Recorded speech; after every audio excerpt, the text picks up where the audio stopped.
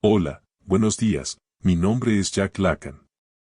Hoy vamos a leer el Seminario 1. Antes de iniciar, recordá dejar tu comentario y pedir más videos. Bueno, comencemos con Seitlich Entwicklungsgeschichte. Clase 12, Seitlich Entwicklungsgeschichte, 7 de abril de 1954. La imagen de la muerte. La propia persona del durmiente. El nombre la ley. Del porvenir al pasado. Alain señalaba que no se cuentan las columnas en la imagen mental que se tiene del panteón. A lo cual, gustosamente, yo habría contestado, excepto el arquitecto del panteón. Henos aquí introducidos, a través de esta puertica, en las relaciones entre lo real, lo imaginario y lo simbólico. 1. Sr. Hipólite, ¿puedo formular una pregunta acerca de la estructura de la imagen óptica? Quisiera pedirle precisiones materiales. Si comprendí bien la estructura material, hay un espejo esférico y la imagen real invertida del objeto está en el centro del espejo. Esta imagen estaría en una pantalla. En lugar de formarse en una pantalla, podemos observarla con la vista. Perfectamente. Porque es una imagen real, siempre y cuando el ojo se acomode en cierto plano, designado por el objeto real. En la interesante experiencia que me inspira, se trataba de un ramillete invertido que venía a situarse en el cuello del florero real. Si el ojo enfoca la imagen real, la ve. Ella se forma nítidamente en la medida en que todos los rayos luminosos convergen en un mismo punto del espacio virtual, es decir, en la medida en que a cada punto del objeto le corresponde un punto de la imagen. Sr. Hipólite, si el ojo está ubicado en el cono luminoso ve la imagen. Si no, no la ve. La experiencia prueba que, para percibir la imagen, es preciso que el observador apenas esté distanciado del eje del espejo esférico, en una especie de prolongación de la apertura de ese espejo. Sr. Hipólite, en ese caso, si colocamos un espejo plano, el espejo plano ofrece una imagen virtual de la imagen real considerada como objeto. Todo lo que puede verse directamente puede también verse en un espejo. Es exactamente como si fuera visto formando un conjunto compuesto por una parte real y una parte virtual simétricas que se corresponden 2 a 2.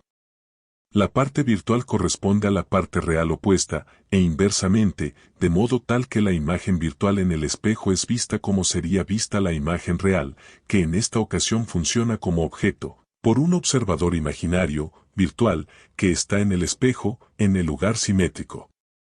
Sr. Hipólite, he repetido las construcciones, como en la época del bachillerato. Pero aquí está también el ojo que mira en el espejo para percibir la imagen virtual de la imagen real. Desde el momento en que puedo percibir la imagen real, también la veré aparecer colocando el espejo a mitad de camino, desde allí donde estoy, es decir, en un lugar que puede variar entre la imagen real y el espejo esférico, o incluso detrás de él. Veré aparecer en el espejo, basta con que éste se halle convenientemente colocado, es decir que sea perpendicular a la línea axial de hace un rato, la misma imagen real, perfilándose sobre el fondo confuso, dará en un espejo plano la concavidad de un espejo esférico. Sr. Hipólite, cuando miro en este espejo, percibo a la vez el ramillete de flores virtual y mi ojo virtual. Sí, siempre y cuando mi ojo real exista, y no sea el mismo un punto abstracto. Porque he señalado que no somos un ojo. Y comienzo aquí a entrar en la abstracción. Sr. Hipólite, por lo tanto comprendí bien la imagen. Queda por ver la correspondencia simbólica. Es lo que voy a intentar explicarles un poco. Sr. Hipólite, ¿cuál es el juego de correspondencias entre el objeto real, las flores, la imagen real, la imagen virtual, el ojo real y el ojo virtual? Comencemos por el objeto real. ¿Qué representan para usted las flores reales? El interés de este esquema radica, obviamente, en que puede prestarse a varios usos.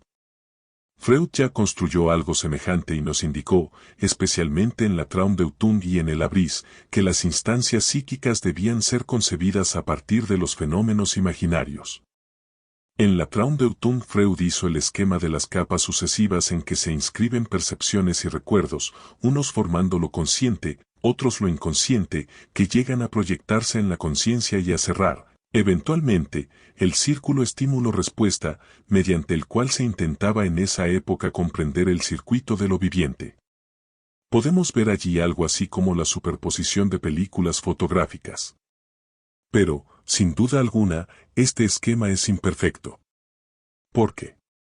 S.R. Hippolyte, ya utilicé su esquema. Busco las primeras correspondencias. ¿Las correspondencias primitivas? Para fijar las ideas, podemos dar a la imagen real, cuya función es la de contener y, al mismo tiempo, excluir cierto número de objetos reales, la significación de los límites del yo. Pero, si ustedes dan determinada función a un elemento del modelo, tal otro asumirá entonces necesariamente tal otra función. Aquí no se trata más que del uso de relaciones. S.R. Hippolyte, podría admitirse, por ejemplo, que el objeto real significa la Gegenbild, la réplica sexual del yo. En el esquema del animal, el macho encuentra la Gegenbild, es decir, su contrapartida complementaria en la estructura. Ya que es preciso una Gegenbild. S.R. Hippolyte, el término es de Hegel. El término mismo de Gegenbild implica una correspondencia con una Innenbild, lo que equivale a la correspondencia del Innenbild con el Umwelt. S.R. Hippolyte, lo que me lleva a decir que si el objeto real, las flores representa el objeto real correlativo del sujeto animal perceptor, entonces la imagen real del vaso de flores representa la estructura imaginaria reflejada de esa estructura real. No puede usted decirlo mejor. Es exactamente lo que sucede solo cuando se trata del animal. Y es lo que ocurre en mi primera construcción, cuando no hay sino un espejo esférico, cuando la experiencia se limita a mostrar que la imagen real se mezcla con las cosas reales.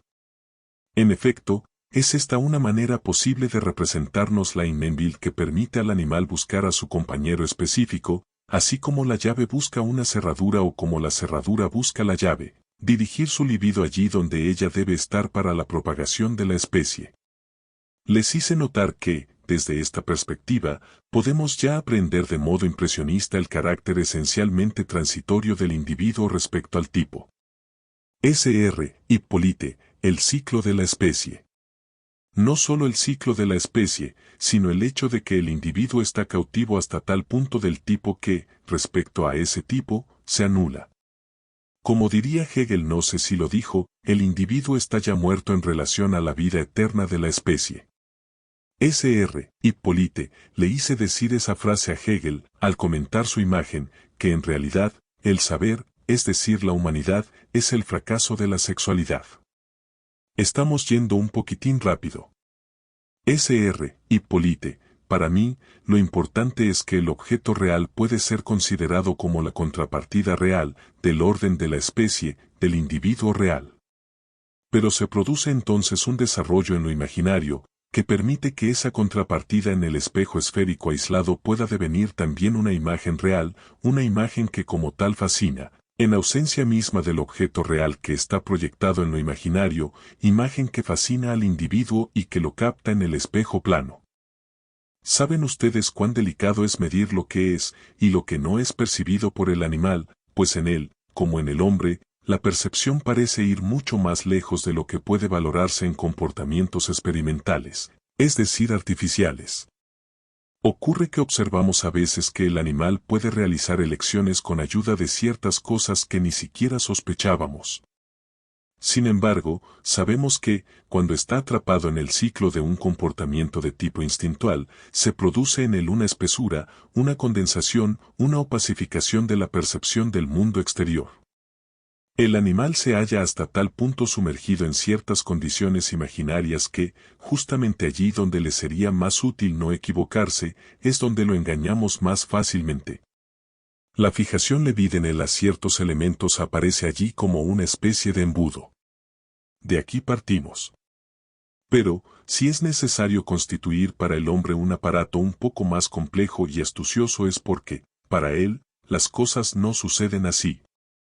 Ya que usted fue quien tuvo la amabilidad de acosarme hoy, no veo por qué no comenzar recordando el tema hegeliano fundamental: el deseo del hombre es el deseo del otro. Es esto lo expresado en el modelo del espejo plano. Volvemos a encontrar también aquí el clásico estadio del espejo de Jacques Lacan, ese momento de viraje que aparece en el desarrollo cuando el individuo hace de su propia imagen en el espejo, de él mismo, un ejercicio triunfante. Por ciertas correlaciones de su comportamiento podemos entender que se trata aquí, por vez primera, de una captación anticipada del dominio.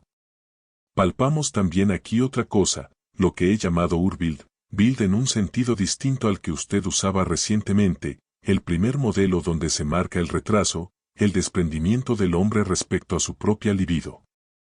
Esta llancia hace que exista una diferencia radical entre la satisfacción de un deseo y la carrera hacia la culminación del deseo. El deseo es esencialmente una negatividad, introducida en un momento que no es especialmente originario, pero sí crucial, viraje decisivo. El deseo es captado primero en el otro, y de la forma más confusa. La relatividad del deseo humano respecto al deseo del otro ya la conocemos en toda reacción donde hay rivalidad, competencia, incluso en todo el desarrollo de la civilización, hasta en esa simpática y fundamental explotación del hombre por el hombre cuyo fin no veremos pronto, pues es absolutamente estructural y constituye, admitida una vez para siempre por Hegel, la estructura misma de la noción de trabajo. Desde luego, ya no se trata aquí del deseo, sino de la mediación completa de la actividad en tanto que propiamente humana, comprometida en la vía de los deseos humanos.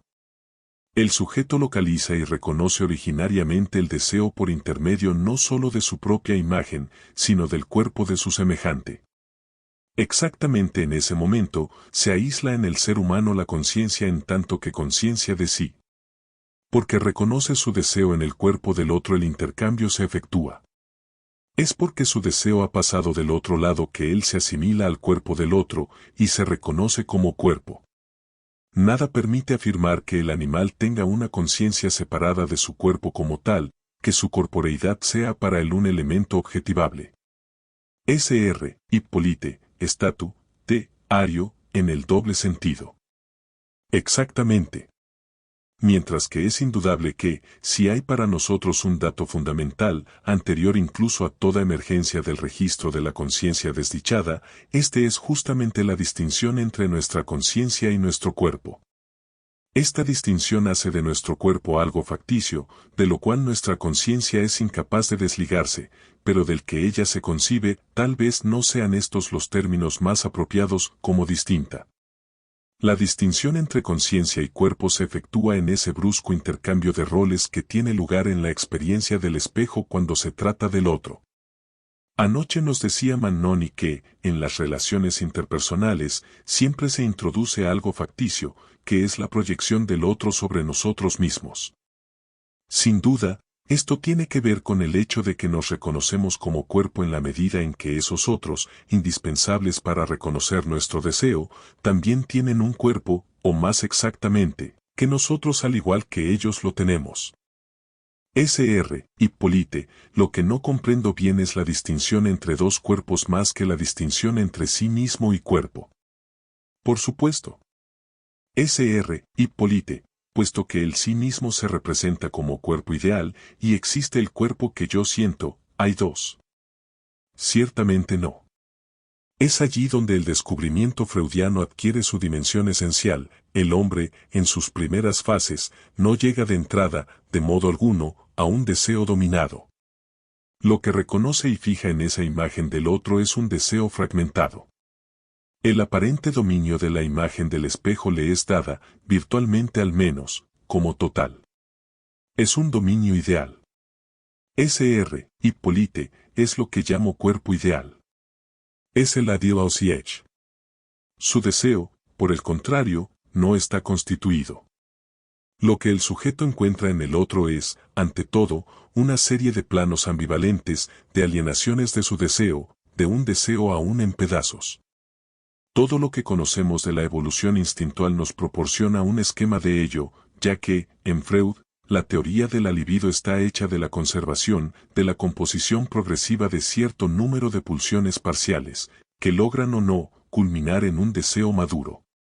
Sr. Hipólite, creo que estamos de acuerdo. No.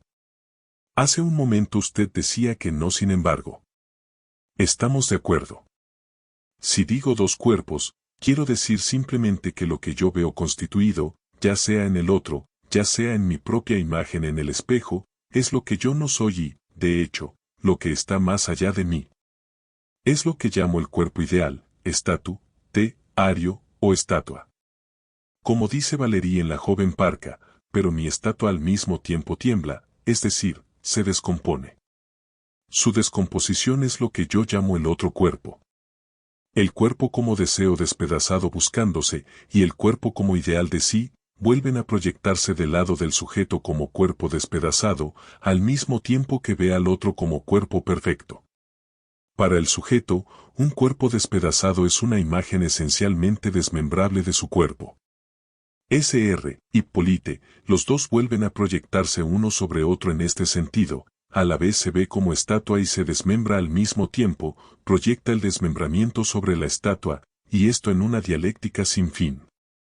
Me disculpo por repetir lo que usted decía, es para estar seguro de haber comprendido bien.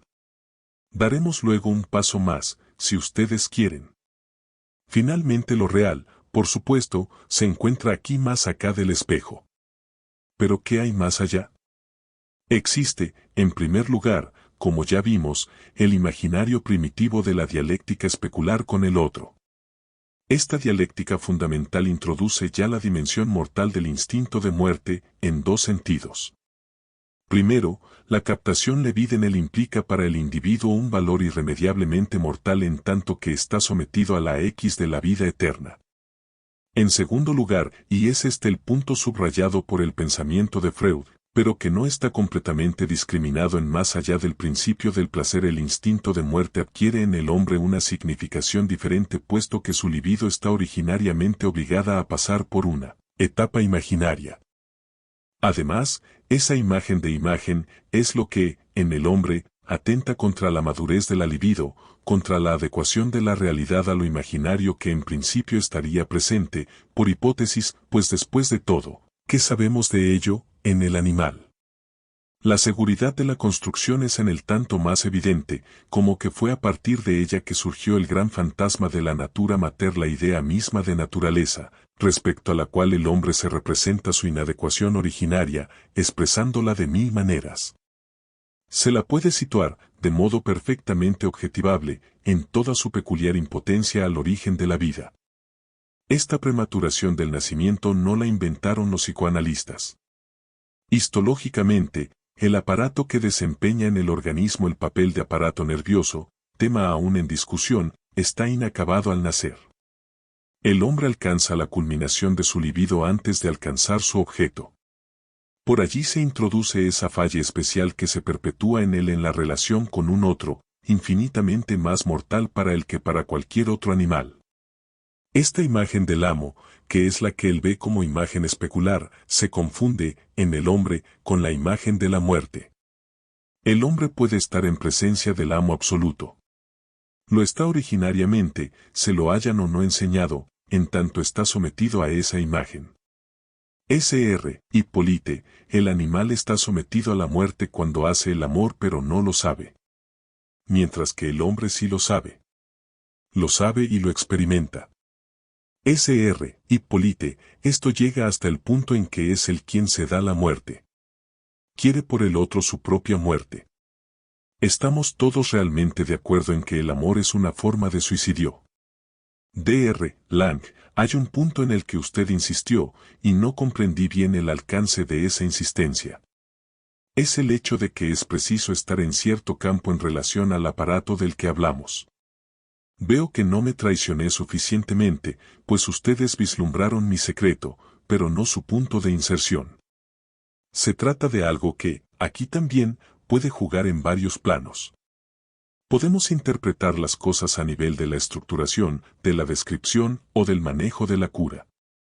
Es particularmente cómodo contar con un esquema de tipo tal que, de la movilización de un plano de reflexión, dependa, en un momento dado, la apariencia de la imagen, permaneciendo el sujeto siempre en el mismo lugar. Solo puede verse la imagen con suficiente completitud desde determinado punto virtual de observación. Ustedes pueden cambiar como quieran ese punto virtual. Ahora bien, cuando el espejo gira, ¿qué es lo que cambia? No solo cambiará el fondo, es decir, lo que el sujeto puede ver en el fondo, por ejemplo el mismo, o un eco de sí mismo, como lo hacía notar Hippolyte. En efecto, cuando se mueve un espejo plano, llega un momento en que algunos objetos salen del campo. Evidentemente, los que salen en último término son los más cercanos, lo cual sirve ya para explicar algunos de los modos en que se sitúa el ideal ICH respecto a algo diferente, que dejo por ahora en forma enigmática, y que he denominado el observador. Tienen toda la razón si piensan que no se trata únicamente de un observador. Se trata, a fin de cuentas, de la relación simbólica, a saber, del punto a partir del cual se habla, a partir del cual él es hablado. Pero no es esto lo único que cambia. Si ustedes inclinan el espejo, la imagen misma cambia.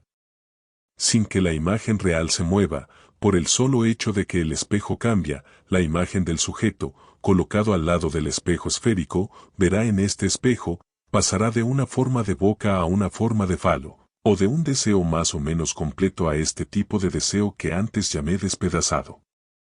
En otros términos, este funcionamiento permite mostrar lo que Freud siempre pensó, a saber, las correlaciones posibles entre la noción de regresión tópica y la regresión que él llama Zeitlichen-Entwicklungsgeschichte. Esto muestra hasta qué punto estaba él mismo confundido respecto a la relación temporal.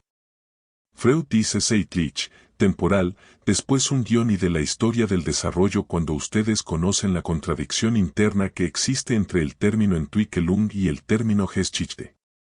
Freud reúne estos tres términos y después, arréglenselas ustedes como puedan. Pero si no tuviéramos que arreglárnoslas, no necesitaríamos estar aquí. Sería una pena. Pero ya, empiece usted con adición metapsicológica a la teoría de los sueños. 2. Dr. Perrier, sí, este texto. ¿Este texto le pareció un poco fastidioso? Dr. Perrier, en efecto. Pienso que lo mejor sería bosquejar un esquema. Se trata de un artículo que Freud introduce diciéndonos que es instructivo establecer un paralelo entre ciertos síntomas mórbidos y los prototipos normales que nos permiten estudiarlos, por ejemplo, el duelo y la melancolía, el sueño, el dormir y ciertos estados narcisísticos. A propósito, Freud emplea el término Vorbild, que sigue el sentido de Bildung, para designar los tipos normales. Dr. Perrier, Freud llega al estudio del sueño con la finalidad, que se manifestará al final del artículo, de profundizar el estudio de algunos fenómenos, tal como se presentan en las afecciones narcisísticas, por ejemplo, en la esquizofrenia. Las prefiguraciones normales en una afección mórbida, Normal Vorbild en Krankheitsaffektion.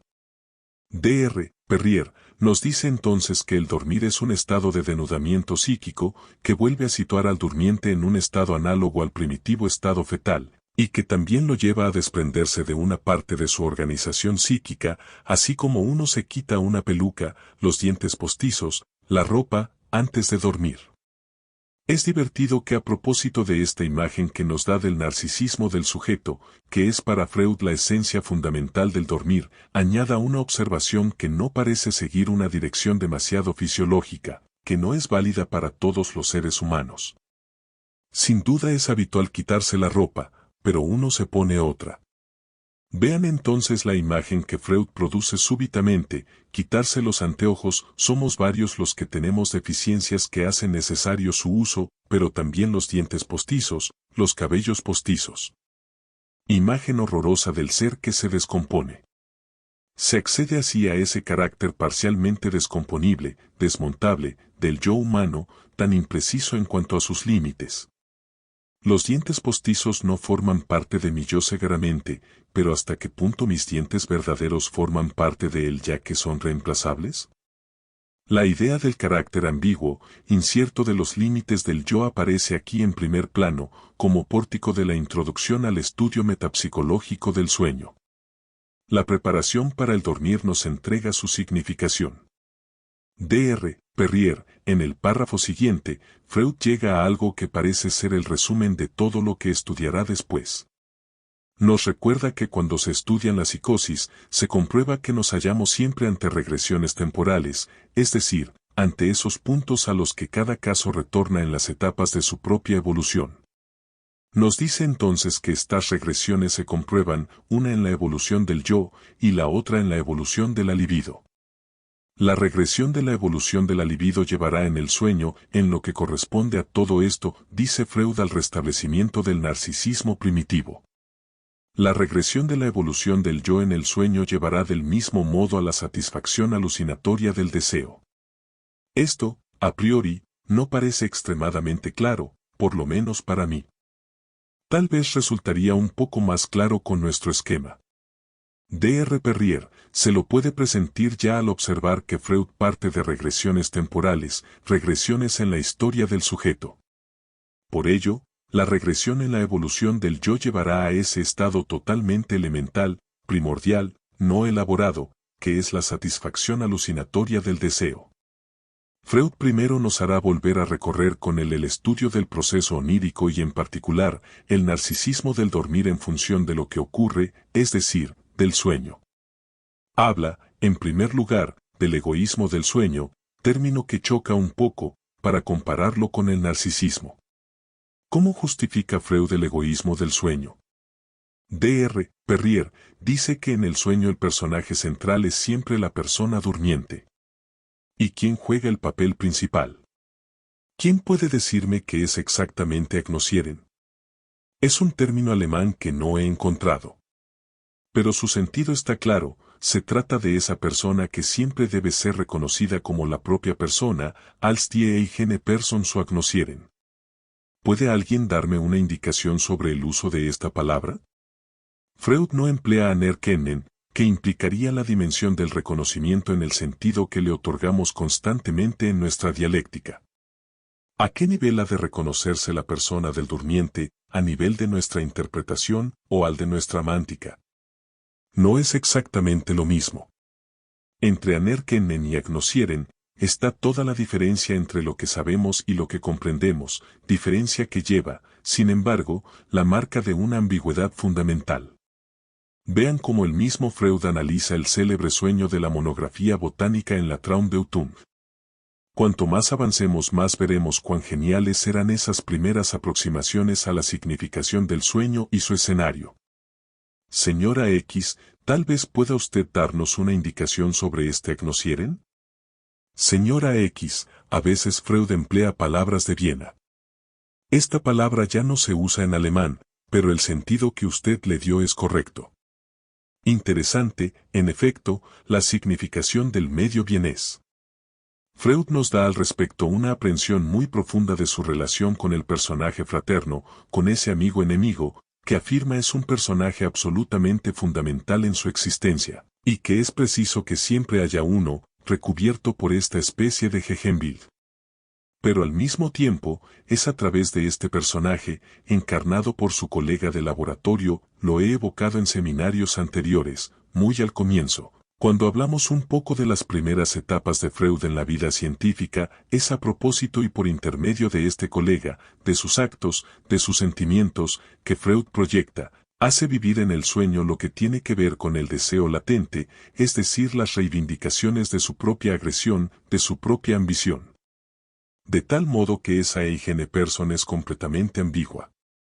Es en el interior mismo de la conciencia del sueño, más exactamente en el interior del espejismo del sueño, donde debemos buscar, en la persona que protagoniza el papel principal, la propia persona del durmiente. Pero precisamente no es el durmiente, sino el otro. Dr. Perrier, Freud se pregunta entonces si narcisismo y egoísmo no son en verdad una sola y única cosa. Nos dice que la palabra narcisismo solo sirve para subrayar el carácter levinden del egoísmo. Dicho de otro modo, puede considerarse al narcisismo como el complemento levinden del egoísmo. De pasada, Freud habla del poder diagnóstico del sueño, recordándonos que suelen percibirse en sueños, de un modo no aparente en el estado de vigilia, Ciertas modificaciones orgánicas que permiten formular el diagnóstico de algo aún no aparente en estado de vigilia. En ese momento surge el problema de la hipocondría. He aquí algo un poco más astucioso, un poco más complicado. Mediten bien lo que esto quiere decir. Les hablé del intercambio que se produce entre la imagen del sujeto y la imagen del otro en tanto ella está libidinizada, narcisizada, en la situación imaginaria. Al mismo tiempo, así como para el animal ciertas partes del mundo están opacificadas y se vuelven fascinantes, así también ella se vuelve fascinante. Somos capaces de agnoscieren, en el sueño, la propia persona del durmiente en estado puro. El poder de conocimiento del sujeto ha aumentado otro tanto. Por el contrario, en estado de vigilia, al menos si no ha leído la Traumdeutung, no percibirá suficientemente las sensaciones de su cuerpo capaces de anunciar, cuando duerme, algo interno, senestésico. Justamente, en la medida en que la opacificación le vide en él en el sueño está del otro lado del espejo, su cuerpo es, no mejor sentido, sino mejor percibido, mejor conocido por el sujeto. ¿Captan ustedes aquí el mecanismo? En estado de vigilia, el cuerpo del otro es remitido al sujeto, también desconoce muchas cosas de sí mismo. Que el ego sea un poder de desconocimiento, es este el fundamento mismo de toda la técnica analítica. Esto tiene amplio alcance. Hasta la estructuración, la organización y, al mismo tiempo, la escotomización, considero adecuado aquí el uso del término, y todo tipo de cosas que constituyen las múltiples informaciones que pueden llegarnos de nosotros mismos a nosotros mismos, juego particular que nos remite a esa corporeidad, también ella de origen extranjero. Llega hasta él, tiene ojos para no ver. Siempre hay que tomar al pie de la letra las frases del Evangelio, si no, evidentemente, no entendemos nada y creemos que solo son ironías. Dr. Perrier, el sueño es también una proyección, una exteriorización de un proceso interno. Freud recuerda que la exteriorización de un proceso interno es un medio de defensa contra el despertar. En la fobia histérica existe esta misma proyección, que es un medio de defensa, que viene a reemplazar una función interior. Freud se pregunta, ¿por qué la intención de dormir es contrarrestada? Puede serlo por una excitación que viene del exterior, o bien por una excitación que viene del interior. El caso del obstáculo interior es el más interesante. Es el que estudiaremos.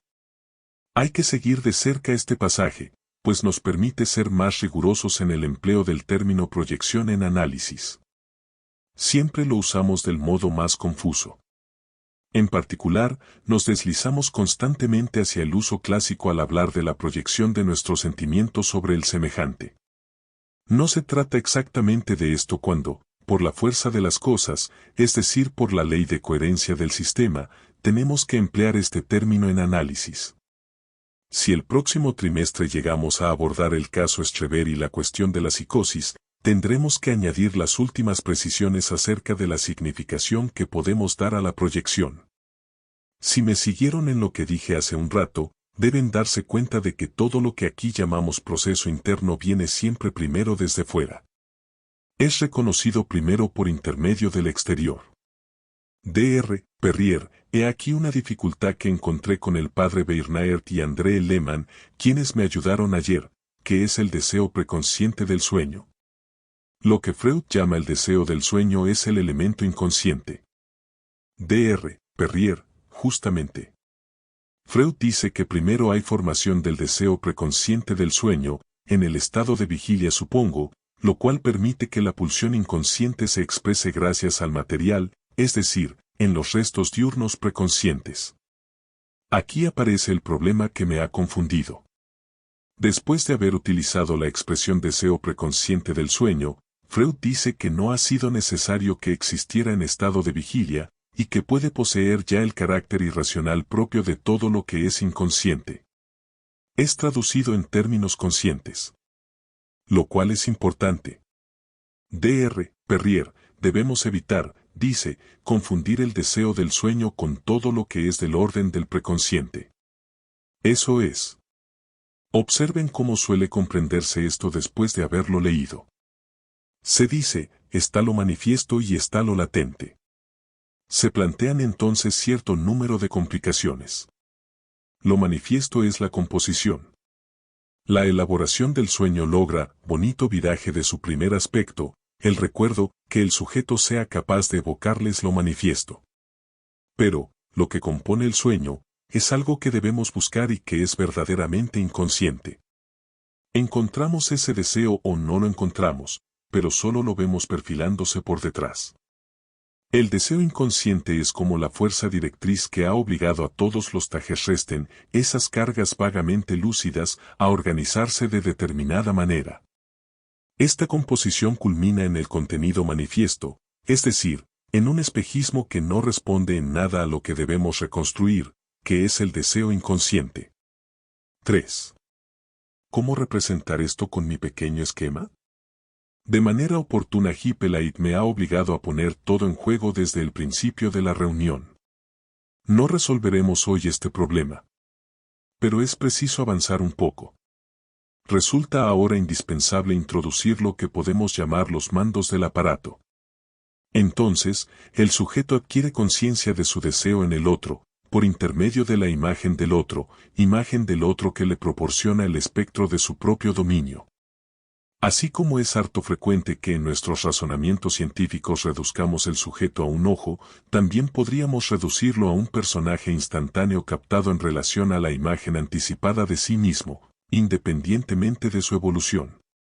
Pero resulta que se trata de un ser humano que ha nacido en estado de impotencia y al que, muy precozmente, las palabras, el lenguaje, le han servido de llamado, y de los más miserables, cuando de sus gritos dependía su alimento. Ya se ha relacionado esta maternización primitiva con los estados de dependencia. Pero, finalmente, esta no es razón para ocultar que, con igual precocidad, esa relación con el otro es nombrada por el sujeto. Un nombre, por confuso que sea, designa una determinada persona y en esto consiste exactamente el paso al estado humano. Si debemos definir en qué momento el hombre deviene humano, digamos que es cuando, así sea mínimamente, entra en la relación simbólica. La relación simbólica, ya lo he subrayado, es eterna. Y no simplemente porque es preciso que haya siempre efectivamente tres personas, es eterna en tanto el símbolo introduce un tercero, elemento de mediación, que sitúa a los dos personajes presentes, los hace pasar a otro plano, y los modifica. Quiero volver una vez más a este punto, y desde el inicio, aun cuando para ello deba detenerme hoy a mitad de camino. El señor Keller, que es un filósofo gestaltista y que, por esta razón, se cree muy superior a los filósofos mecanicistas, ironiza de mil maneras sobre el tema estímulo-respuesta. En alguna parte, dice lo siguiente: es curioso recibir del señor fulano, editor de Nueva York, el encargo de un libro, pues si estuviéramos en el registro estímulo-respuesta, podríamos creer que he sido estimulado por ese encargo y que mi libro es una respuesta. Y bien, dice Keller, recurriendo a la intuición vivida del modo más justificado, no es tan sencillo. No me contento con responder a la invitación, estoy además en un estado de tensión espantoso. Mi equilibrio, noción gestaltista, solo se restablecerá cuando esta tensión haya adquirido la forma de la realización del texto. Este llamado que he recibido produce en mí un estado dinámico de desequilibrio.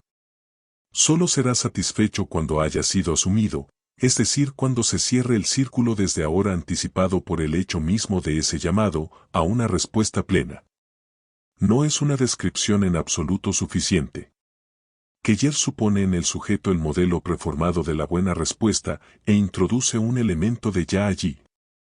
En definitiva, eso es tener respuesta para todo invocando la virtud dormitiva. Se contenta con plantear que el registro de las relaciones generadoras de toda acción es que el sujeto no ha realizado el modelo ya totalmente inscripto en él. No hay aquí más que transcripción, en un grado más elaborado, de la teoría mecanicista. No debe desconocerse aquí el registro simbólico, que es aquel mediante el cual se constituye el ser humano como tal. En efecto, a partir del momento en que Keller recibió el encargo, respondió sí, y firmó un compromiso. Keller no es el mismo Keller. Hay otro Keller, un Keller comprometido, y también una nueva editorial, una editorial que tiene un contrato más, un símbolo más. Tomo este ejemplo grosero, tangible, porque nos introduce de lleno en la dialéctica del trabajo. En el solo hecho de definirme en relación a un señor como su hilo, y definirlo a él como mi padre, hay algo que, por inmaterial que parezca, tiene tanto peso como la generación carnal que nos une. Pesa incluso prácticamente más en el orden humano. Pues, incluso antes de hallarme en condiciones de pronunciar las palabras padre e hijo, y aun cuando él esté chocho y ya no pueda pronunciar esas palabras, todo el sistema humano en torno nuestro nos define ya, con todas las consecuencias que ello implica, como padre e hijo. Por lo tanto, la dialéctica del yo y el otro es trascendida, situada en un plano superior, por la relación con el otro, por la sola función del lenguaje, en tanto éste es más o menos idéntico, en todo caso en tanto está fundamentalmente ligado a lo que llamaremos la regla, o mejor aún, la ley. Esta ley crea, en cada instante de su intervención, algo nuevo. Cada situación es transformada por su intervención, cualquiera que sea esta, salvo cuando hablamos para no decir nada. Pero incluso esto, como ya lo he explicado en otra parte, tiene su significación. Esta realización del lenguaje que ya no sirve más que como una moneda gastada que nos pasamos en silencio de mano en mano, frase citada en mi informe de Roma y que es de Mallarmé, muestra la función pura del lenguaje, asegurarnos que somos, y nada más. Que sea posible hablar para no decir nada, es tan significativo como el hecho que, cuando se habla, es en general para algo. Lo sorprendente es que hay muchos casos en que se habla cuando bien podría uno callar. Pero callar justamente es la prueba más difícil. Henos aquí introducidos a ese nivel elemental en el cual el lenguaje se halla inmediatamente adherido a las primeras experiencias. Por una necesidad vital el medio del hombre es un medio simbólico. Para concebir la incidencia de la relación simbólica en mi pequeño modelo, basta suponer que lo que produce los virajes del espejo, los que presentarán al sujeto, en el otro absoluto, diferentes figuras de su deseo, es la intervención de las relaciones del lenguaje. Hay conexión entre la dimensión imaginaria y el sistema simbólico, en la medida en que en él se inscribe la historia del sujeto, no el Entwicklung, el desarrollo, sino la Geschichte. O sea, aquello en lo que el sujeto se reconoce correlativamente en el pasado y en el porvenir. Sé que digo todo esto un poco rápido, pero volveré a ello más lentamente. Precisamente, el pasado y el porvenir se corresponden. No en cualquier sentido, no en el sentido que ustedes podrían creer que el análisis indica, a saber del pasado al porvenir. Por el contrario, justamente en el análisis, porque la técnica es eficaz, se sigue el buen orden, del porvenir al pasado. Podrían creer ustedes que están buscando el pasado del enfermo en el cubo de la basura, mientras que al contrario, es porque el enfermo tiene un porvenir que ustedes pueden seguir en sentido regresivo. No puedo decirles inmediatamente por qué. Continúo. Todos los seres humanos participan en el universo de los símbolos. Están incluidos en él y lo sufren, mucho más de lo que lo constituyen. Son mucho más sus soportes que sus agentes. Es en función de los símbolos, de la constitución simbólica de su historia, que se producen esas variaciones por las cuales el sujeto es capaz de tener imágenes variables, quebradas, despedazadas, incluso llegado el caso, inconstituidas, regresivas de sí mismo. Lo observamos tanto en los Vorbilden normales de la vida cotidiana del sujeto, como en el análisis, de modo más dirigido. ¿Qué son entonces, en este contexto, el preconsciente y el inconsciente? Hoy deberé dejarlo sin respuesta. Pero sepan, al menos, que la primera aproximación que podemos dar de ellos, desde nuestra perspectiva de hoy, es que están allí en juego ciertas diferencias, ciertas imposibilidades ligadas a la historia del sujeto en tanto que, precisamente, éste inscribe en ella su desarrollo. Revalorizamos ahora la ambigua fórmula de Freud, Zeitliche Entwicklung Geschichte. Pero limitémonos a la historia, y digamos que debido a determinadas particularidades de la historia del sujeto existen ciertas partes de la imagen real, o ciertas fases bruscas. Se trata, efectivamente, de una relación móvil. En el juego intraanalítico, ciertas fases, no vacilemos en hacer juego de palabras de la imagen real nunca podrán darse en la imagen virtual. Por el contrario, todo lo accesible por simple movilidad del espejo en la imagen virtual, lo que pueden ver de la imagen real en la imagen virtual, debe situarse más bien en el preconsciente. Mientras que las partes de la imagen real que nunca se verán, los lugares donde el aparato se agarrota, se bloquea, no creo que esto sea llevar demasiado lejos la metáfora, eso es el inconsciente. Seguramente se equivocan si creen haber comprendido.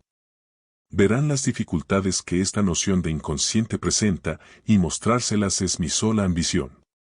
Por una parte, el inconsciente, tal como acabo de definirlo, es algo negativo, idealmente inaccesible. Por otra parte, es algo casi real. Por último, es algo que se realizará en lo simbólico o, más exactamente algo que, gracias al progreso simbólico en el análisis, habrá sido. Les mostraré, siguiendo los textos de Freud, que la noción de inconsciente debe satisfacer estos tres términos. Voy a ilustrarles enseguida el tercero, cuya irrupción puede parecerles sorprendente. No olviden esto, Freud explicó primero la represión como una fijación. Pero en el momento de la fijación, nada hay que sea represión, la del hombre de los lobos se produce mucho después de la fijación. La Verdrangung es siempre una Nachrangung. Entonces, ¿cómo explicar el retorno de lo reprimido? Por paradójico que sea, solo hay una manera de hacerlo, no viene del pasado, sino del porvenir. Para darles una idea adecuada de lo que es el retorno de lo reprimido en un síntoma, es preciso volver a considerar la metáfora que tomé prestada a los cibernéticos, lo que ahorra el tener que inventarla yo mismo, pues no hay que inventar demasiadas cosas. Wiener supone dos personajes, cuya dimensión temporal iría en sentido inverso, la una de la otra. Desde luego, esto no quiere decir nada, y así es como las cosas que no quieren decir nada significan de pronto algo, pero en un dominio muy diferente. Si uno envía un mensaje al otro, por ejemplo, un cuadrado, el personaje que va en sentido contrario verá primero un cuadrado borrándose, antes de ver el cuadrado. Esto es también lo que nosotros vemos. El síntoma se nos presenta primero como una huella, que nunca será más que una huella, y que siempre permanecerá incomprendida hasta el momento en que el análisis haya avanzado suficientemente, y hasta el momento en que hayamos comprendido su sentido.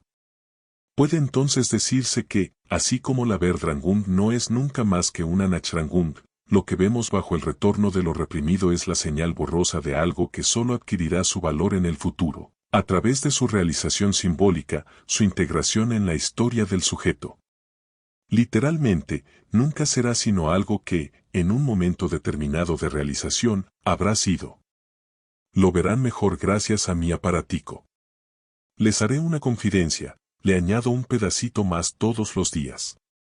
No lo traigo ya listo, como Minerva saliendo del cerebro de un Júpiter que no soy. Lo seguiremos, día a día, hasta el momento en que empiece a cansarnos, entonces lo dejaremos.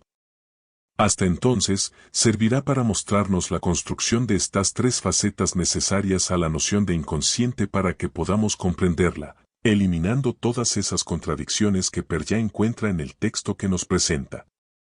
Quedémonos por hoy aquí. Aún no les he enseñado por qué el analista se encuentra en el lugar de la imagen virtual. El día que hayan comprendido por qué el analista se encuentra allí, habrán comprendido casi todo lo que ocurre en el análisis. Bueno, espero que te haya gustado y espero verte la próxima. Recordá dejar tu comentario y pedir más videos. Hasta la próxima.